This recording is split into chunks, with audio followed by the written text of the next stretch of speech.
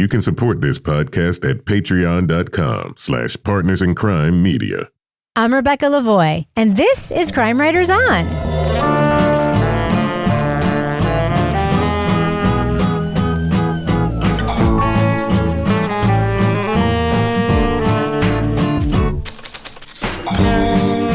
Crime Writers On is the original true crime review podcast that digs into true crime, pop culture, other podcasts.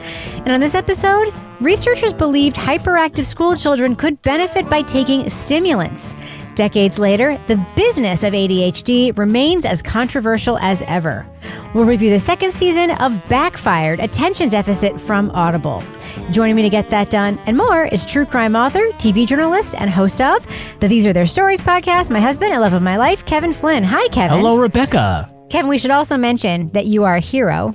I am? Because you live with someone with severe ADHD, and somehow you still maintain your jolly attitude. The struggle is real. Also with us is private investigator, certified pet detective, resident cat lady, and author of the Piper Green series of cozy mysteries, Laura Bricker. Hi, Laura. Hey, Rebecca. And finally, our resident doubting Thomas, author of a City trilogy of novels, host of Rip Current, Stranger Rivals, and our very own Patreon Deep Dive Book Club podcast host, Toby Ball. Hi, Toby. Hey, Rebecca. So, Kevin. Oh, yeah. This is Thursday's program. Mm-hmm. What's coming up on Monday's show? On Monday, we're going to talk about the three-part series from Hulu. It's called The Stanford Prison Experiment. Oh, what's that about? It's about the Stanford Prison Experiment. Yeah, I figured that out with context clues. I did. So, Toby, quick ask of you. I know Rip Current is over, the formal season, but I saw a new episode drop. What was that about? Today, there's a conversation I had with Mary Catherine Garrison, who's the other narrative voice on the show, talking a little bit about her being on Broadway, playing Lynette Fromm in the Sondheim musical Assassins, and then sort of talking about the show, talking about Lynette, all kinds of other things. She's great. So I think it's an enjoyable conversation. And then next week, there's like 3 or 4 consecutive days where we'll be dropping bonus episodes that initially ran behind the paywall. And that includes interviews with some of the scholars that we talked about, which I think people will really enjoy. There's a couple about sort of prison radicalism that were super interesting. And I just, I couldn't include much more than I did without sort of breaking up the narrative. So I think people will enjoy that if they liked the main podcast. So, Kevin, there's something you wanted to say to our audience right now, right? Happy Thanksgiving. Yes. Happy Thanksgiving. So you can listen to this podcast while you're watching the floats and the Macy's parade or whatever. Or when you're on your way to mom's house or... Oh, yeah. Listen to us in the car. Or when you're out doing the turkey trot like I'm going to be doing. Really? Oh, my God, Laura, quick note on that. My coworker, Christina, has come up with an incredible game. She's a marathon runner and she runs in lots of road races, but she's also been extolling the virtues of going to watch road races as a spectator sport. Okay. And today she generated a bunch of bingo cards with one of those bingo card generator apps online. There's tons of them. They're free. And she made like a list of like 100 things and made like 6 bingo cards. It's things like pushing a double stroller, dressed inappropriately for the weather, dressed up like an animal, wearing a hat that doesn't seem like a running hat, like less stuff like this. So I just want to say, I think this is a great game, and I would encourage people to go out and watch your local turkey trot and play road race bingo. Well, there will be the man who's always dressed in the turkey suit directing traffic at mine. We will see him. I will be wearing my mermaid pants because I always wear those to the road races. Is there a Santa? There's always a Santa at these things. I didn't see a Santa at this one last year, but last year I did count all the people in like random turkey outfits and things like that. So I'm aiming to beat the strollers. That is really my goal when I go to these is I don't want to be dead last. I want to beat the stroller division. You mean people who stroll or like baby strollers? People pushing strollers. Baby strollers. Oh my God. The goal is to beat the baby strollers. That's my goal. Are you going to put a stick in their spokes? That's hard because when you're pushing a baby stroller and you're going a little bit downhill, it actually helps you go faster. Oh. So you can beat them on the uphills, which is it's a big ask, I think, to beat anybody on an uphill. But the downhills, they're going to catch you back up, I think. Yeah. All right, Kevin, should we go ahead and talk about the thing we're talking about in this podcast? Yeah, let's do that. All right, let's get that done. Unless like you're like too distracted. Like I'm always distracted. You know that. We were going to do the interview and you're like, oh, wait a minute. Let's ask Laura about her run-a-thon. Let's just put it this way. Spoiler alert. Run-a-thon. I definitely take my ADHD medication on the days we're recording this podcast. If I didn't, it would be a fucking disaster. Oh, this is the good way of doing it? Yeah. Oh, all right. All right, Kevin. Should we go ahead and drop that first clip right now? Drop the first clip. All right, leading off. It turned out that those tests responded very dramatically to Ritalin, mostly in the area of inattention. When researchers found that providing stimulants to hyperactive children improved their behavior in school, educators, pediatricians, and drug manufacturers helped build interest in identifying and treating a new condition, attention deficit disorder. Is it just a change of attitude, or has the drug actually changed mental capacity? Very likely there's a change in a number of areas. He's receiving more of what's going on around him, and he's excluding more of those things that are irrelevant, that he shouldn't be paying attention to. Some saw it as a breakthrough in treating learning disabilities, but the implications of medicating children drew a backlash from advocates. Plus, doctors could not agree on tools for identifying ADHD, prompting suspicions of overdiagnosis. And Big Pharma's attempts to expand the market has resulted in unintended consequences. Why are so many people taking stimulants now? Does it mean doctors are doing a better job of identifying people with ADHD and giving them the treatment they need? Or does it reflect an out-of-control trend? An indicator that, as a society, we've come to depend on stimulants in a way no one ever intended. Backfired Attention Deficit is the latest season of the podcast from Prologue Projects and Audible Originals. Hosts Leon Neyfakh and Arielle Pardes explore the origins of ADHD, public reaction to its treatment, and the unforeseen outcomes of diversifying the customer base for stimulants first intended for children. Spoiler alert, we're going to be talking about plot points from Backfired Attention Deficit. So if you want to remain spoiler-free, go to the estimated time code in our show notes for our thumbs up or thumbs down reviews. Now, Laura, I will say, reticent going into this podcast because I have a child who's diagnosed with ADHD, and I was diagnosed with ADHD as an adult, which I know is somewhat controversial right now. I will explain why later my reticence was soothed. But how did you feel going into this? Because I know that you have a similar situation. Yeah, I definitely was. I was interested in this. The person in my family that has ADHD actually graduated from medication, which was kind of interesting. And apparently they were one of the, according to the prescriber, one of the 25% who's able to get to that point. And so listening to this, it just takes me back to like the diagnosis and do you put your child on medication? Do you not put your child on medication? And then going through the medication trials and then going through the criticism from like older, well-meaning family members of a different generation who think you just can't control your child and that you're not parenting correctly. And you're taking a shortcut. You're letting your kid get off the hook and that you should be holding the line with them and all this. And I was listening to this. I was like, oh my gosh, the trials of the medications, like it brought it all back. It rang very true. And I think like anything that we listen to that Leon Neyfakh does, it's a very comprehensive, thorough, well-reported historical look at not just ADHD, but the larger issues around ADHD and how it went from this this thing that we're talking about that we're now including in the DSM to is it being overdiagnosed? So it really is a super comprehensive look. But at the same time, I'm going into it, I'm going, oh, I've lived this dream. Yeah. So that was an interesting sort of perspective. Toby, one of the things I think is interesting is this is the third or fourth series we've heard from Leon Neyfakh that deals with public health. Recently, we did the one on vaping. What do you think about this as a topic for this particular podcast, Backfire, these big public health issues that also intersect, obviously, with corporate stuff? Yeah, it's sort of a tranche, I guess, of topics that they're important now. I think they point to larger issues, particularly around the actions of Big Pharma in trying to promote their products, to the detriment of the people who are using them at times or who perhaps shouldn't be using them.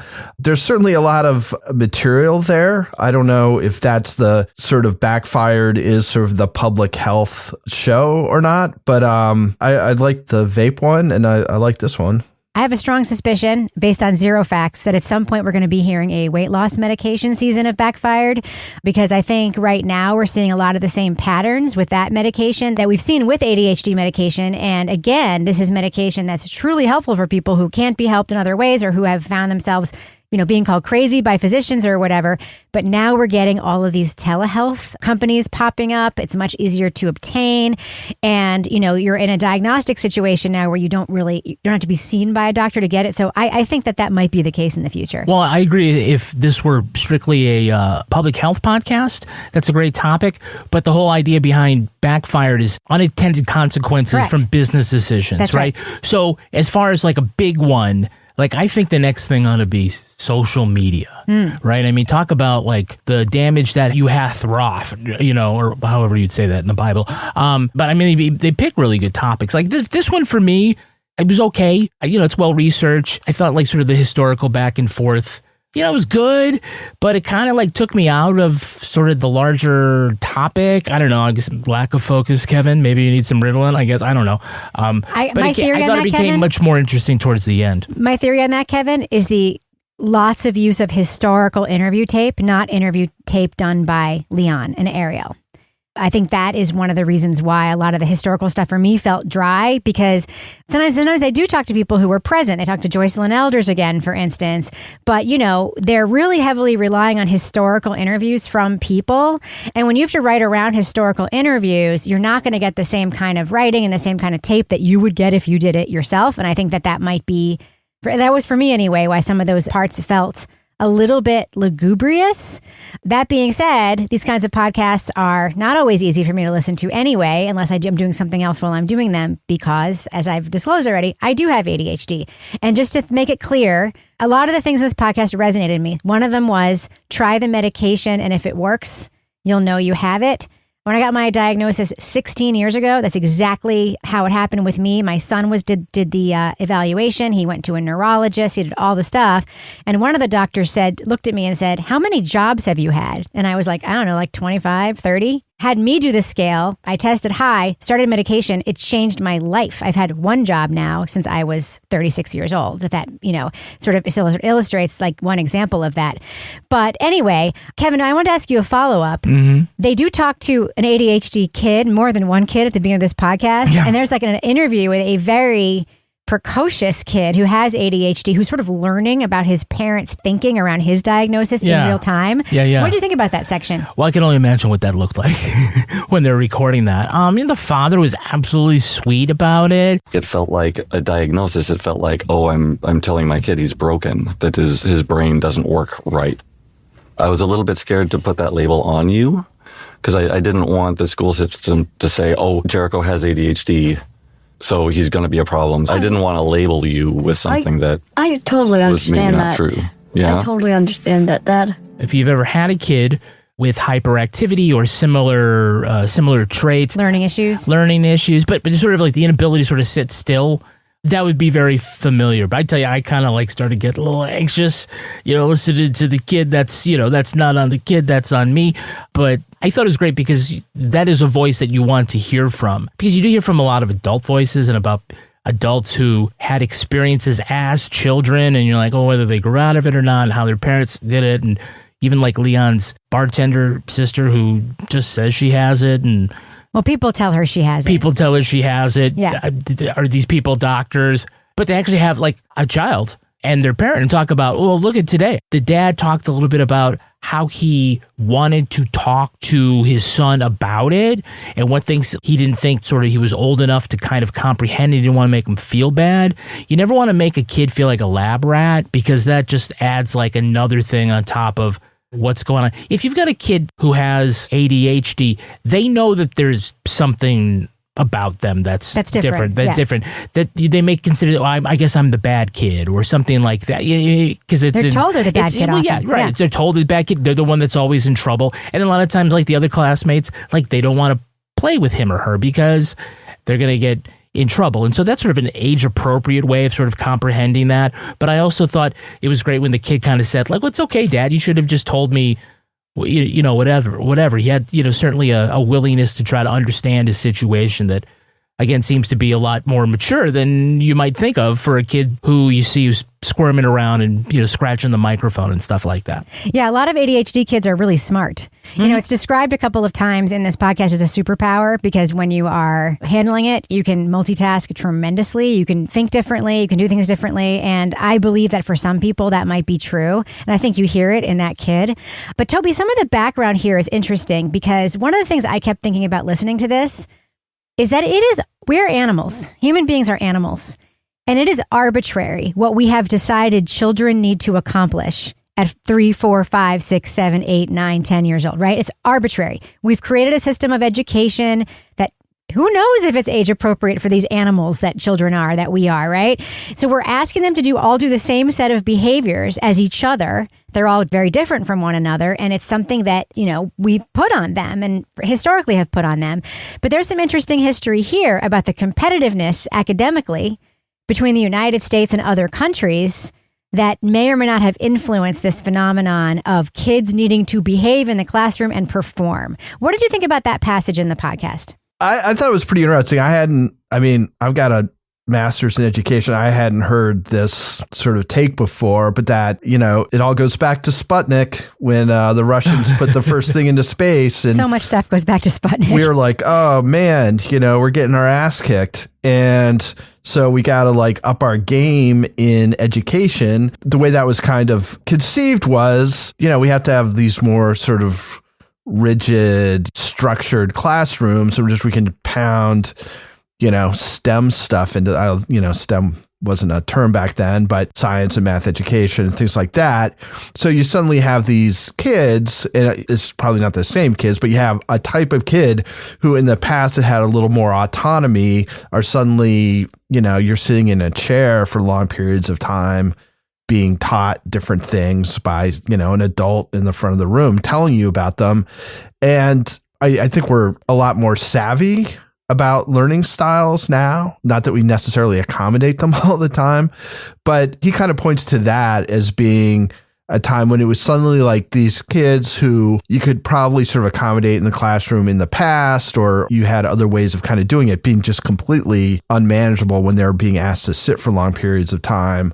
And what are you going to do about it? And that kind of led to, is there some way to control them chemically? How do you go about doing this for large numbers of kids? And once a chemical solution was provided, it seemed to a lot of people like it was a godsend, right? And there was a backlash of I'm not medicating my kid because you can't control them in class. But for teachers and for a lot of people, it's wow, if we just give the kid a pill and suddenly they behave, they're manageable, they're not all over the place. I thought that was interesting kind of background, because I think part of it is how does it grow from nobody's taking these medications to suddenly tons and tons and tons of people are taking these medications. And that's sort of the first step. That's the foot in the door. Yeah. The problem with the medications is that they give you some good effects even if you don't have ADHD, for a lot of people, not for all people. Laura, there's a very interesting piece of historical tape in here that I really enjoyed listening to.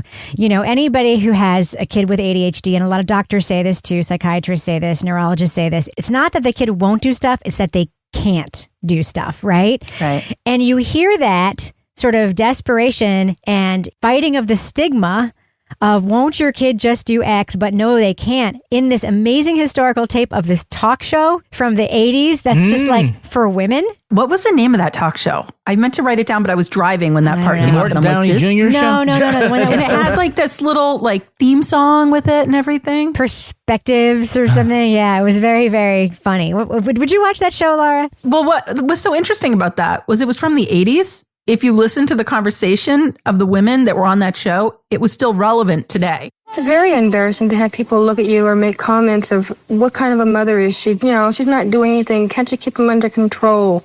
They just think you have an uncontrollable child. They think that you should mother. Yeah. They were all talking about how they just couldn't seem to get the kids to sit still and finish their work, and that other people were judging them, and they felt like bad parents and bad mothers, and they felt like they were failing their children because they couldn't seem to come up with a strategy. And I'm like, oh my gosh, anybody that's had a child with ADHD, I think has gone through that thought process and felt that stigma of the judgment and that stigma of you being a bad mother. So listening to that, I just thought it was so fascinating that, first of all, the talk show itself, I want to like watch the whole thing. But second of all, that message and that feeling is so consistent across time. And when you were talking about, Toby, about different approaches and different styles of learning and everything, I think the other place where I saw that a lot was when you had like an older teacher that had like this old school method with your child that maybe wasn't as well versed in different approaches. And they're still trying to do things like, I remember my son had this one teacher who made him like sit on the side of the room, like with the freaking dunce cap because he couldn't sit still. And a literal dunce cap?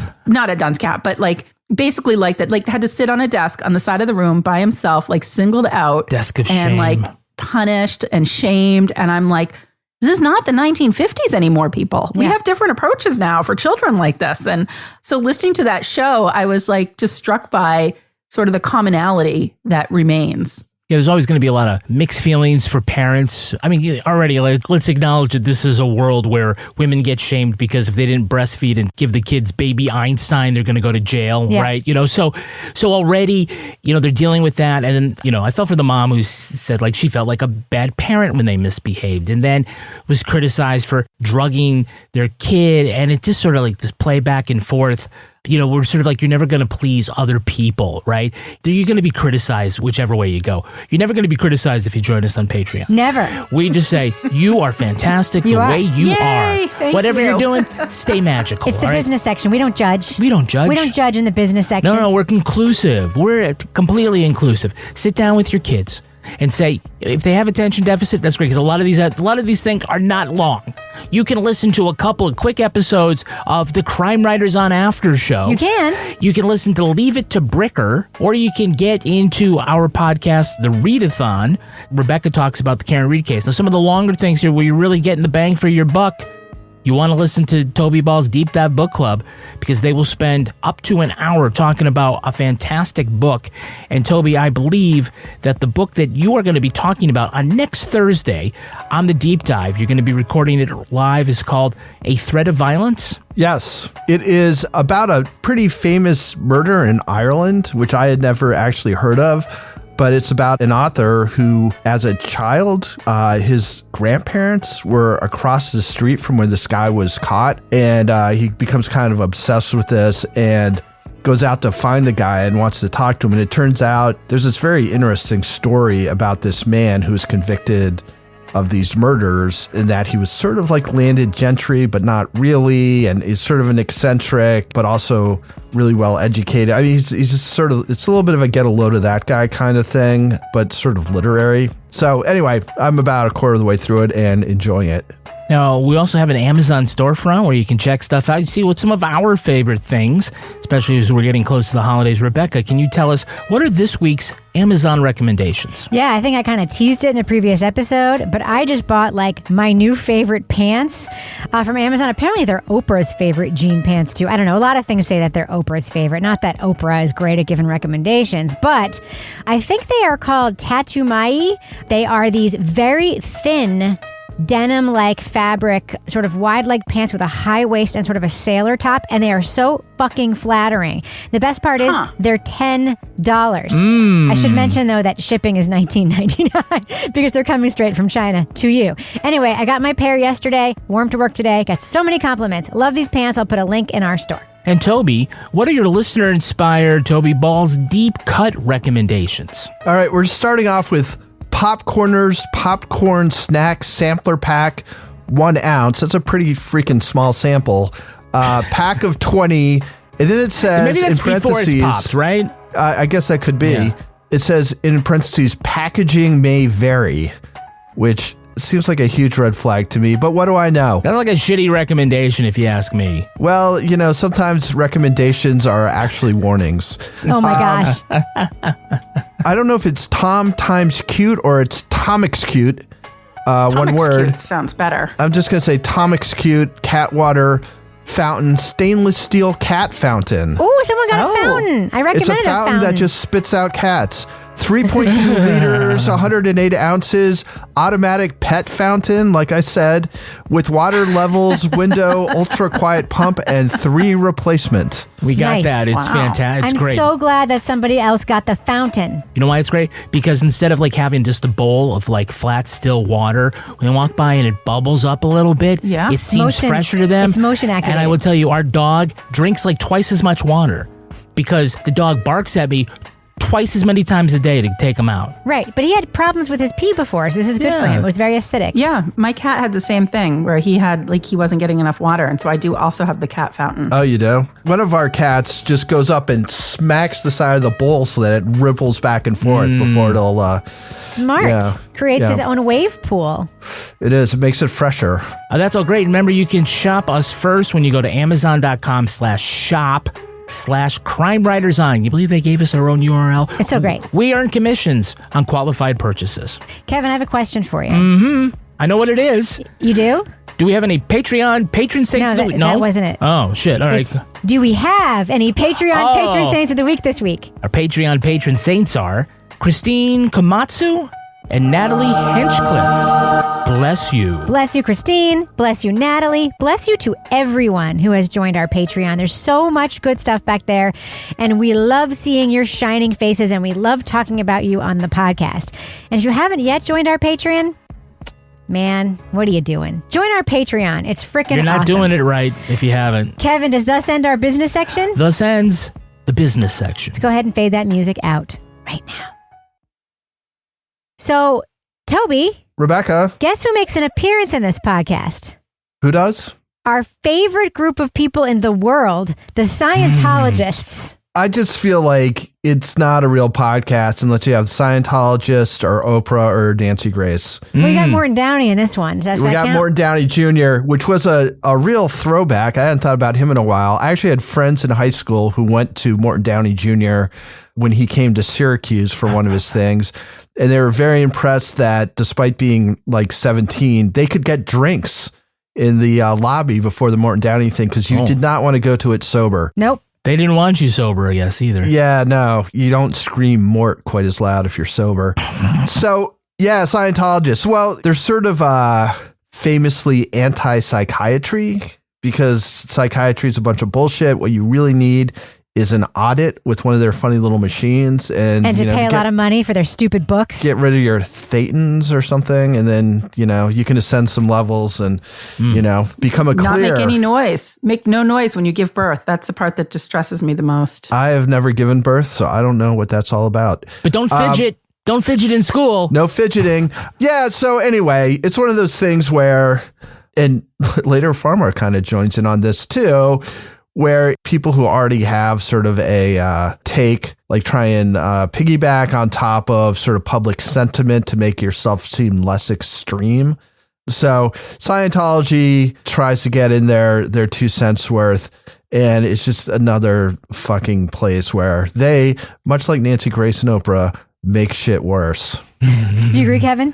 Yeah, I agree. Who would have thought that Scientologist adjacent quacks would be the ones running the anti-ADHD campaign with all their made-up statistics? I was really surprised that, I guess I shouldn't have been surprised, don't be surprised. at all. That journalist just kind of went, oh, that's, 7 billion kids have, whatever they were saying, that they just made up sort of these crazy statistics. And finally there was that one journalist that kind of pushed back and said, where did this come from?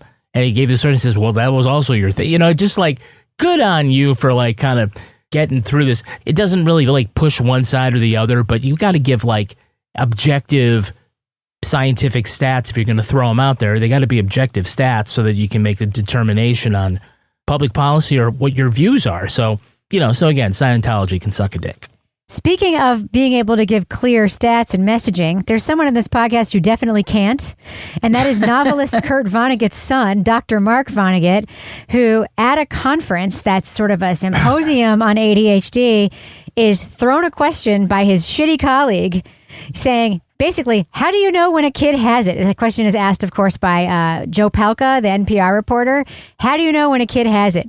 Laura, what did you think of this answer that this Dr. Vonnegut gave at this conference? Yeah, so he gets up there and they ask him this question. They ask, what does a kid with ADHD look like? And what are the signs? And he's a pediatrician. So you're thinking he's going to answer this. And he kind of gives this like long rambling answer, which doesn't make a lot of sense. He's starting, he's stopping, he's kind of like going here, he's going there. It is hard. It's very hard to know how to answer this question. These kids, in my experience, when you see these kids, they are...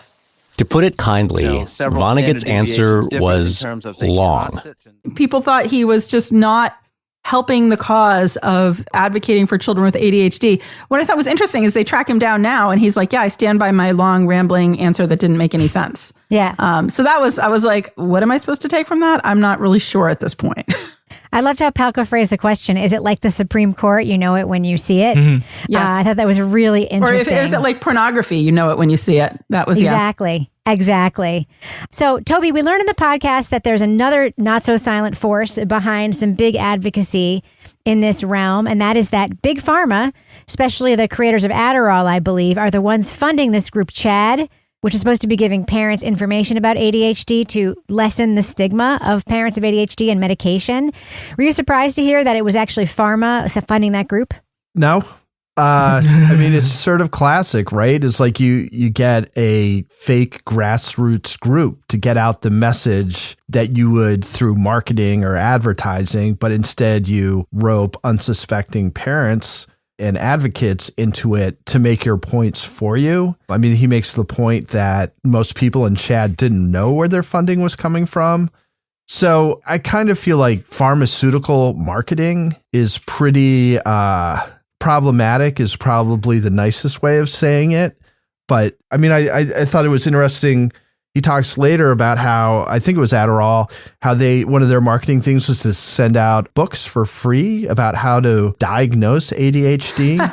So you're basically giving every parent like a chance to be like, the reason why my kid is out of control is because he has ADHD or whatever, and I'm going to diagnose it and then go to the doctor.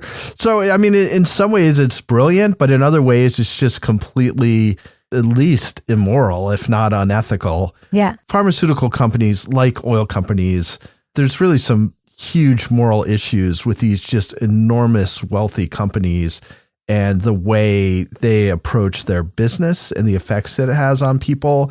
You know, and I think we can go back to when we were looking at opioids, and it's the same thing. It's maximizing profits rather than trying to, provide the best health benefit for the people who actually need it. You're just trying to move pills.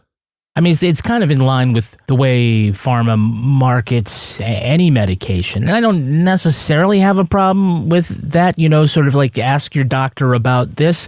But I really have an issue with the value proposition, where it's more about like have a happy kid or make your life happy. Like the imaging and sort of the messaging behind it when they're reaching out to consumers, so it's creating a demand that's, almost a promise for something other than this being like a medication, right? Or what it's going to achieve. And then they start expanding the market by suggesting that this is a thing that adults, you used to think that like kids would grow out of it. And that it's also a thing that girls get. No, it's the thing that girls get. All right. But also then you start getting into this idea that it's sort of become a shorthand for people that are either forgetful or, overwhelmed or try to multitask or whatever, where they're just going to say, oh, I have ADD or ADHD. I don't like doing things that are boring to me. Guess what? Nobody likes doing things that are boring. Right. Or more likely, apparently, clinically speaking, probably somebody who is anxious, has anxiety. That might be the thing that you really have. But it has become sort of a cultural shorthand for I can't pay attention, or I would pay attention better if I were on a stimulant. And then we haven't even scratched the surface about stimulant abuse on college campuses and elsewhere.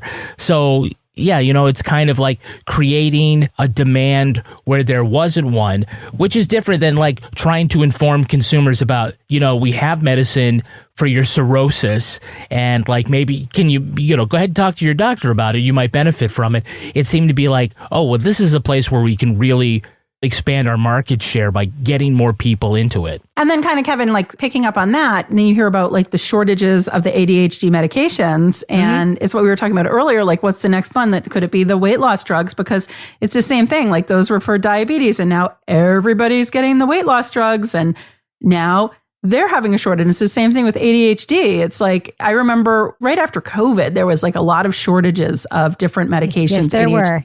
And certain dosages. And I remember like the stress of that. And I'm like, what is going on? But listening to this podcast, I think they talked about somebody being diagnosed during COVID. And that's when a lot of the adults suddenly were like, we have ADHD, like you were just saying, Kevin. So it's But they really don't. Yeah. Well, some do. Yeah.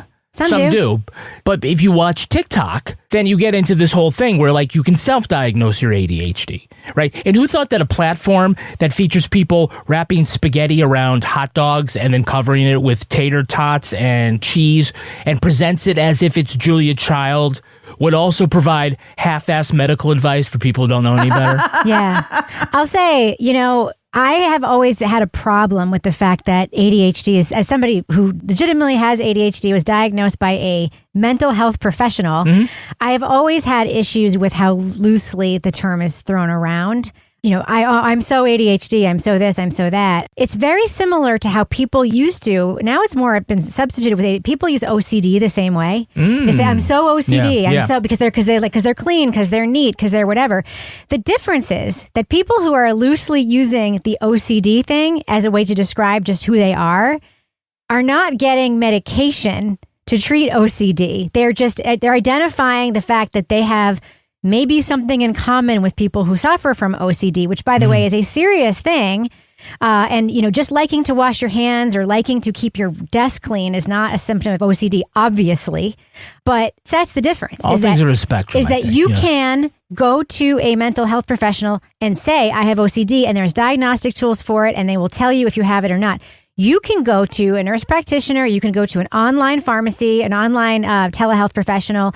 You can fake ADHD symptoms. You can lie because it's a diagnostic test that involves answering questions, and you can get the medication. So there's a huge line there, and that's one of the reasons why it's kind of bothered me, because anybody who has been diagnosed with ADHD and medication has changed their life understands the complete depression that comes from the treatment itself, because you feel like you have wasted a huge portion of your life before you figured this out. Like, you don't feel like, oh, I could have been doing this better. You literally feel like your first half of your life or whatever it was is trash, and it causes like this very, very deep depression that's very common. And a lot of people throwing around this term ADHD are doing fucking great. And they haven't been throwing away their lives, and they are doing great, and they are, they might have some symptoms in common with it, but it's not that. And I don't want to call it like offensive. I'm not gatekeeping who has ADHD or not, but it's difficult for me to hear. It actually is difficult. One of the things that we hear about, of course, is how that's happening on college campuses. And big surprise, Kevin, we hear that our friend chimney smoker, Leon Neyfakh, also was a chimney abuser of ADHD medication. When I was thinking about why am I not like so psyched about this podcast, I was thinking like, oh, well, like Leon Neyfakh doesn't have like a personal connection to this one, like vaping and cigarettes. And then I find out, oh, yeah, he says he pretty much abused Adderall or Ritalin or something when he was in college. So I was like, combine that with the smoking. All I got to hear is that like he was a driver for the IRA who took people into the South to disappear them. And I'm like, okay, yeah, that seems like that's probably his whole college experience. Leon did, yeah. Probably something Leon did. Yeah, whatever the next thing is, we're going to find out. Oh, yeah, sure. That was one of his transgressions. I loved how they made me feel. Capable, optimistic, tireless. Adderall gave me powers I had always wished for. The ability to write without procrastinating, read for hours on end, and resist sleep when there was something I'd rather be doing. Again, this kind of dovetails off of the idea that not just that, because people actually, this isn't about prescription abuse. Really, it's about people just using it recreationally because, they said like at the very beginning, they're stimulants. And so you have the same problems that you have with any stimulant you can have with the abuse of that. And so at one point, this podcast, they play like so far down the middle at times. It was really hard for me sometimes to determine like what the important points were. And when they got to the part about like the ethicists and the researchers, I thought they were about to say that like Adderall was fine for all adults, kind of like with the vape. Instead, they just came to the conclusion that it really doesn't do anything to treat ADHD symptoms in people that don't have ADHD. So it might make you feel like great, but it isn't like sharpening your brain or anything. It's just a drug to get you high. It's not a fog clearing mechanism. It's a performance enhancing drug. Yeah, that's one of the great ways to know if you have ADHD is you take the medication. If it doesn't do anything for you, generally speaking, then... Or if it just becomes a performance enhancing drug and doesn't change your entire life. Go ahead, Toby. What are you going to say? I mean, they kind of touch on this earlier in the podcast, which is like these diagnoses, you're basically... There's kind of an art to it in that. So, for instance, I went and did some psychological testing and they said, you're borderline ADHD.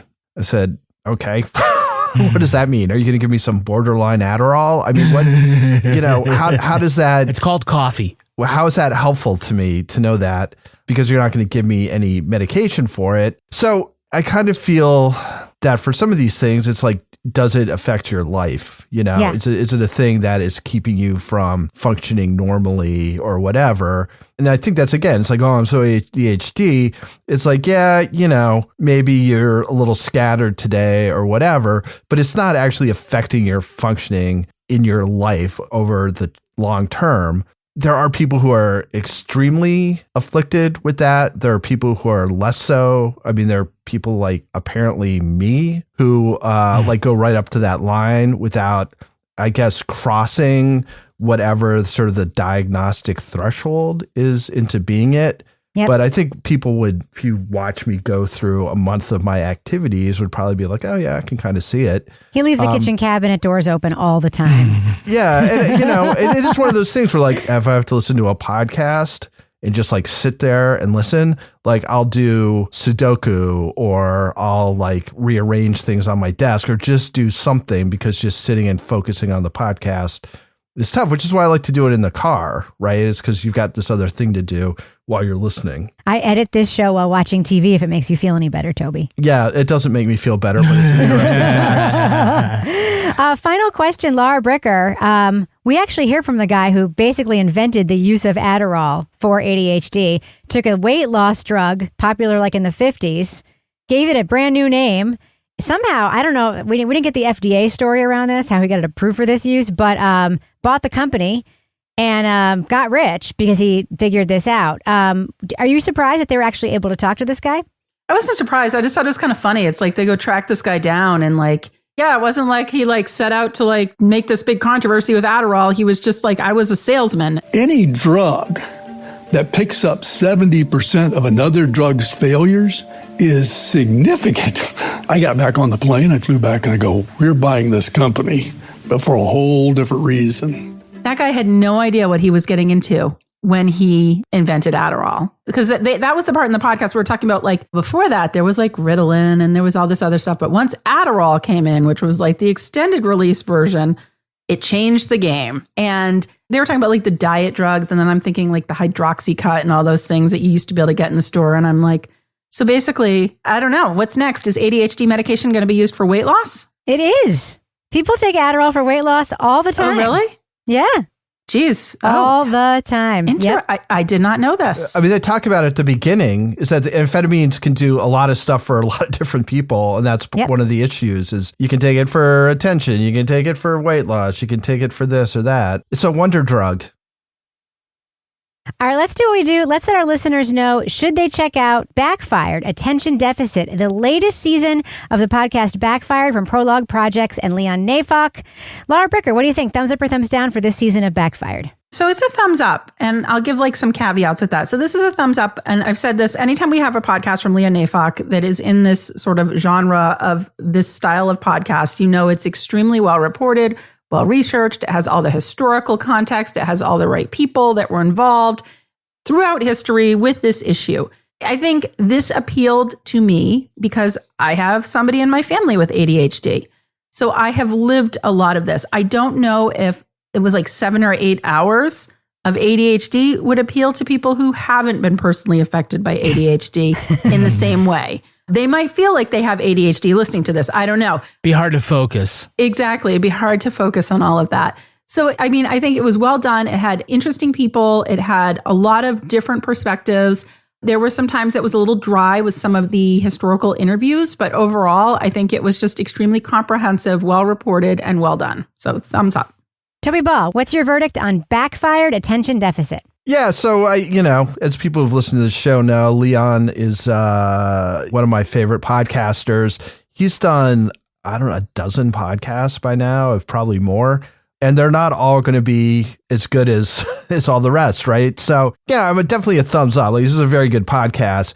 It's missing a little something. Like, I feel like most of his other podcasts, there was a point at which I was like, oh, man, or like either something was really strange I didn't know about the story, or there was some kind of insight that made me change the way I looked at that, or there was a player I didn't know was involved. Anyway, there was some kind of moment at which I was like, oh my God, this is unbelievable.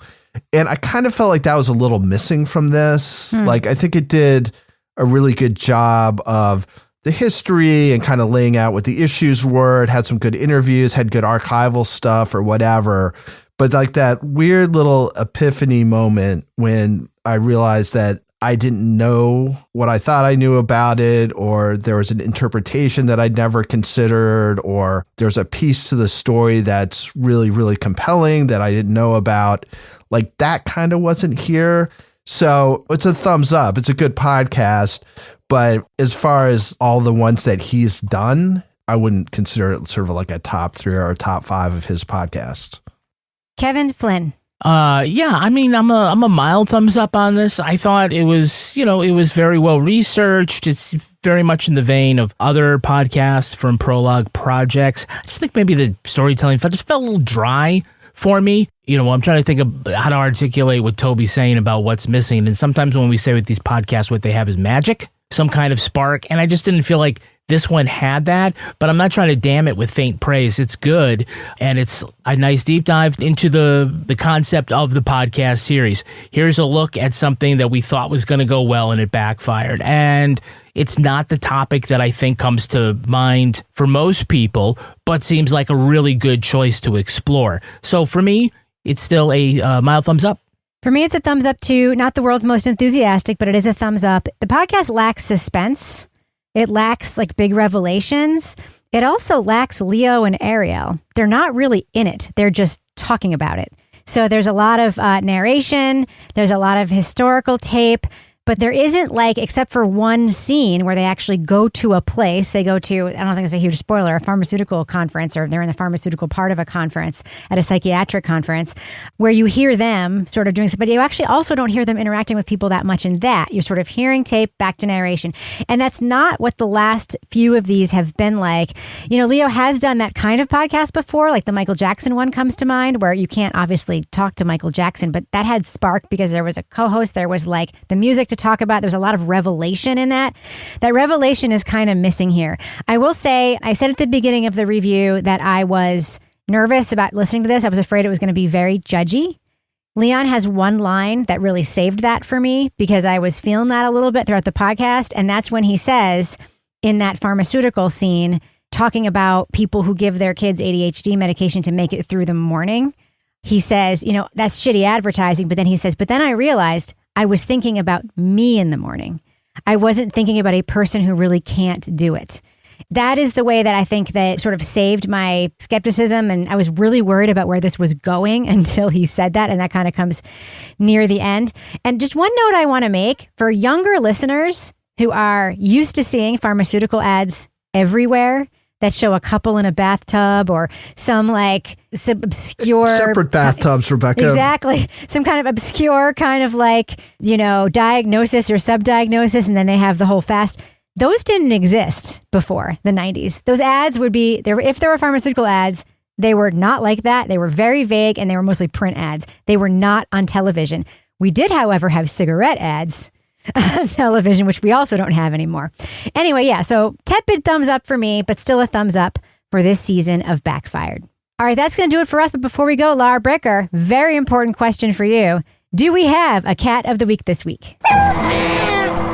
we have a first of the kind, something I had never heard of this week, a quokka of Love the those. week. So cute. This comes to us from Paul Pendergast. Paul said, "Hi, Laura. Recently visited Rottnest Island. Quokka joeys were just starting to come out of the pouch. Quokkas are cute as fuck. Google quokka selfies for various pictures. Yes. The joeys take it to the next level. The island is called Rottnest from the original Dutch explorers who thought quokkas were rats, i.e. rat nest. Rottnest has a difficult history as a prison for indigenous peoples, many of which are buried there away from their country, which we need to acknowledge, but it is now a major holiday destination. Still, the only place quokkas exist without natural predators. They've been introduced back into the mainland, but only in fenced areas protected from predators such as foxes and cats. Sorry, cats. Hope that's too much info for Cat of the Week. They do. They're very interesting looking. They're kind of They're like so cute. They look like kangaroo rats or something. They look like cartoons. And if you look up the quokka selfies that people go to the island specifically to take because they're very, I guess, comfortable with people, and they'll like look at your camera, or you can put your face next to them and they'll look at the camera. They have the cutest faces of almost. They look like a cartoon. They look like Chippendale. They're so freaking cute. All right, Laura Bricker. Of course, folks can email us, as this listener did, at crimewriterson@gmail.com to submit their animal to be Cat of the Week, any kind of animal. But if they want to reach you online, how can they find you on social media? You can find me at Laura Bricker on Instagram and X, and now on Blue Sky. What about you, Toby Ball? How can you be found online? I'm at TobyBallNH on a bunch of things, and then on Instagram, I'm at TobyBall603. Kevin Flynn, how can you be found? Yeah, I'm Kevin P. Flynn, and on Blue Sky, I'm Kevin Flynn. You changed the name for Blue Sky. It's exciting. I'm Reb Lavoie, literally everywhere, all those platforms. Follow the show everywhere at Crime Writers Are you On. saying because I dropped the P? Yeah, I'm in shocked. Kevin P. Well, I used to want to be Kevin Flynn, but I was never the first. Yeah. You know, it was kind of like real Donald Trump. You know, it's like I just want to be Kevin Flynn. Yeah. And so screw all you other Kevin You took Flynn's. advantage of it. I took advantage of it. Good for bet. you. Yeah. Again, I am everywhere at Reb Lavoie. The show is everywhere at Crime Writers On. Please consider joining our incredible Facebook group. Find us on Facebook. There's a link to join the group. Everyone there is so freaking rad. Get episodes early and ad-free and all the other special stuff we make for our Patreon at patreon.com/Partners in Crime Media. You can join for $5. You can join for $15. We offer lots of stuff at every level. Our theme song was composed and performed by Tyler Gibbons. Our editor is the truly wonderful Livy Burdett. The EP of this show is sitting next to me, and his name is Kevin Flynn. Mm-hmm. This show was recorded in Studio C, The Closet, in our New Hampshire basement, where we also examine data from leading research. Whoa. Check out all those lights on the mixing board, Kevin. Wow. What was I talking about? On behalf of all the crime writers, You thanks need so a much for pill. listening. We will catch you later. Kevin, is there something else that you wanted to tell our audience? Happy Thanksgiving. Really? Is today Thanksgiving? Today's Thanksgiving. This isn't coming out on Thanksgiving. Thanksgiving is next Thursday. It's not next Thursday. Thanksgiving is the week after that, right? No, it's next week. Oh, okay. Say it again. Sorry. So I'm wishing it was 2 weeks away because I haven't planned shit. So go ahead, Kevin.